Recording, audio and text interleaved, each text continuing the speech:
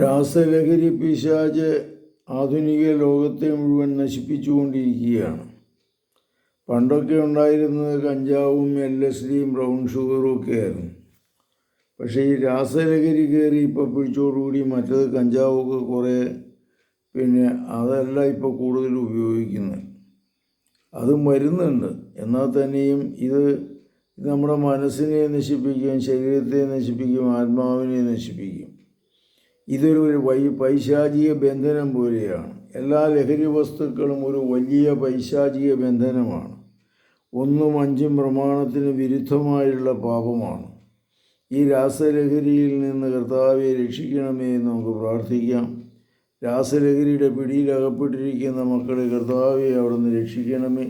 അവിടുത്തെ സമാധാനവും ശാന്തിയും കൊണ്ട് രക്ഷിക്കണമേ. ദീർഘനാളത്തെ ചികിത്സയും പ്രാർത്ഥനയും ഒക്കെ ഇവർക്ക് വേണ്ടി വരും.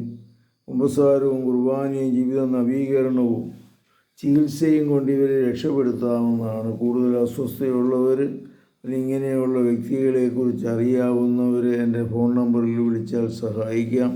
9447465414. കർത്താവേ മക്കളെ അനുഗ്രഹിക്കണമേ. പരിശുദ്ധ പരമദൈവികാരുണ്യത്തിന് നേരവും ആരാധനയും സ്തുതിയും പൊഴിച്ചുണ്ടായി. യേശുവും ശിയായിക്കും സ്തുതിയായിരിക്കും.